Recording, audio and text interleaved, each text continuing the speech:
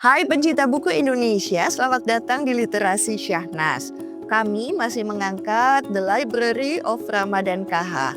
Banyak sekali karya Ramadan yang kalau berupa novel menceritakan keluarga atau kisah-kisah yang terdekat. Seperti yang ada di tangan saya ini.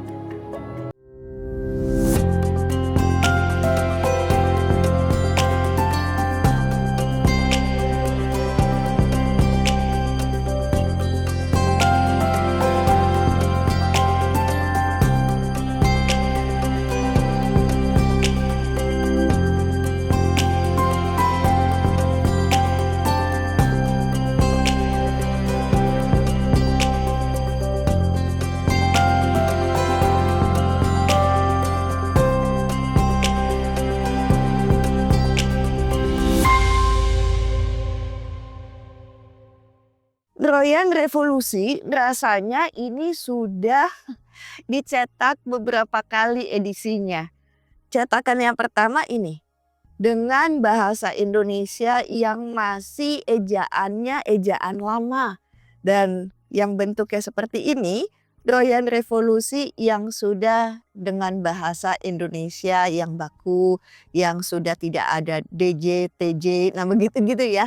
Nah ternyata di cetakan yang pertama yang asli, yang awal, ini ada surat Ramadan kepada keluarganya, kepada kakaknya.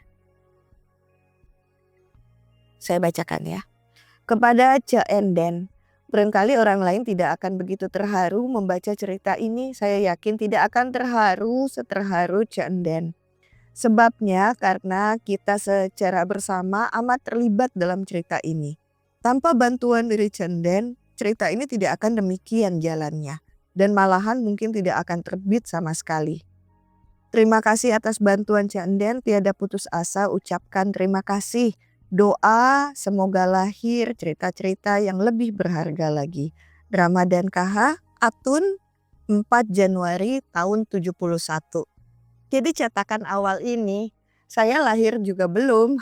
1 tahun kemudian di tahun 72 saya baru lahir. Sementara seorang Ramadan KH sudah membuat novel yang begitu luar biasa.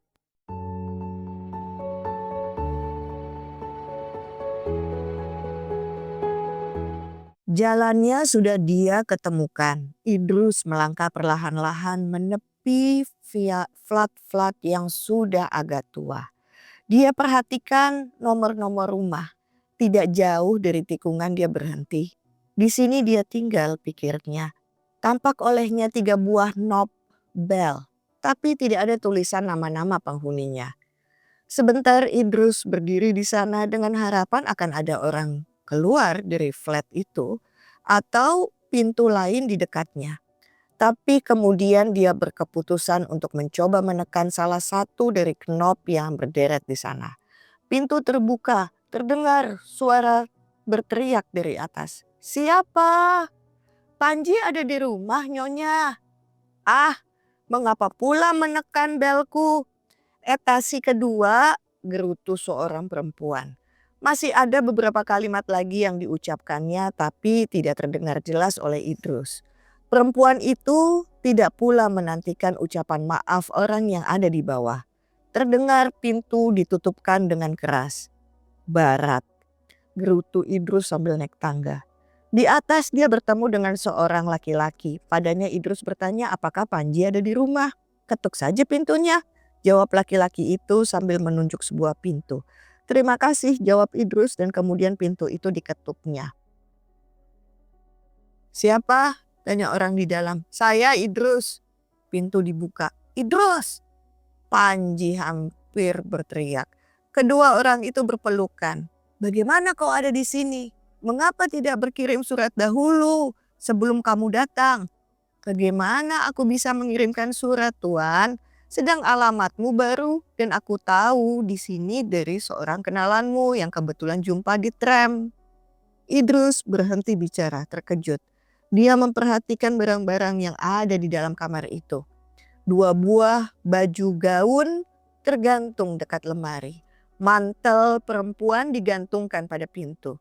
Radio kecil di atas meja. Sepatu perempuan sepasang di bawahnya. Tempat tidur yang belum dibereskan. Punya siapa itu Panji? Tanya Idrus sambil menunjukkan baju gaun yang tergantung. Yang ditanya tidak menjawab. Tersenyum sebentar. Mari duduk saja dulu, Idrus, jawab Panji sambil menarik badan tamunya. Bagaimana perjalananmu? Dan untuk apa kau datang ke sini cerita? Cobalah cerita tentang keadaan tanah air, sambungnya lagi dengan tergopoh-gopoh. Nampak sekali dia ingin tahu mengenai keadaan tanah air.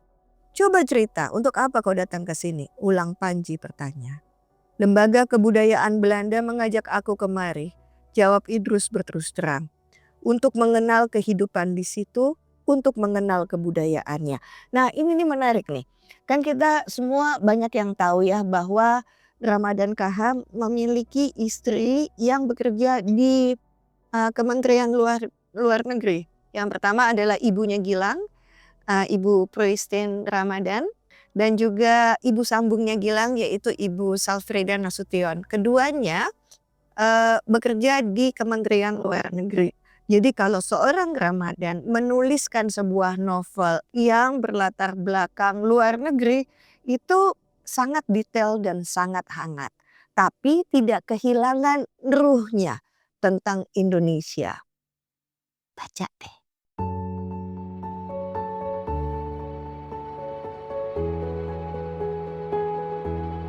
Buku yang ditulis atau novel ya, novel karya Ramadan KH Royan Revolusi ini pernah ikut sayembara dan menjadi pemenang pertama sayembara UNESCO IKP di tahun 1968.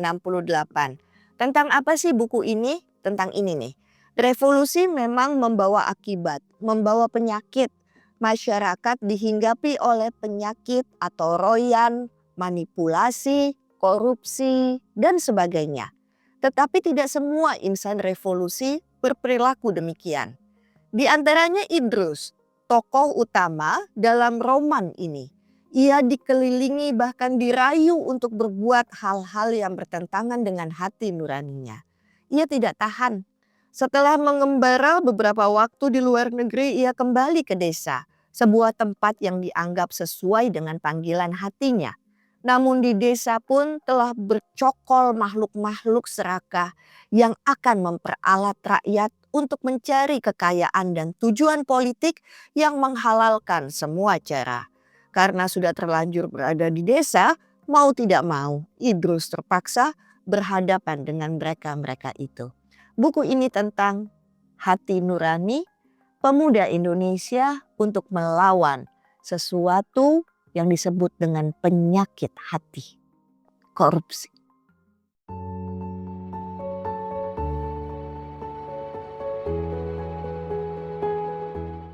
Karya sastra dan masyarakat itu tidak bisa dipisahkan. Sangat erat, hangat, dan menjalin kuat. Karena apa? Ketika kita ingin berkaca mengenai perasaan kita, hati kita, sudah benar nggak sih kita jadi manusia? Baca deh karya sastra. Karena itu lebih jernih menjadi kaca yang bening untuk melihat kita. Dan menuntun kita harus berpijak di sisi mana.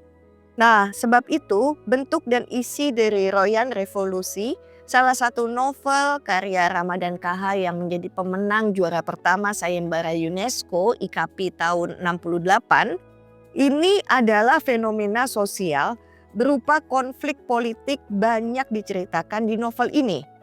Konflik politik itu merebak kepada berbagai penyakit atau yang disebut dengan royan, revolusi lainnya. Berupa manipulasi, korupsi, kolusi, dan nepotisme yang menyengsarakan masyarakat. Oleh karena itu melalui tokoh Idrus, pemuda yang sangat idealis, sebetulnya Ramadan KH menentang segala bentuk kemerosotan moral dan mental yang pernah terjadi di dekade 50-an. Melalui novel ini, Ramadan menasehati kita agar berhati-hati memilih pemimpin. Dan ini menjadi pembelajaran sungguh luar biasa. Karena pemimpin yang tidak menggunakan hati pasti akan banyak gejolak di masyarakat. Anda udah baca belum buku ini? Kalau belum, Ayo lengkapi perpustakaan Anda dengan buku Royan Revolusi.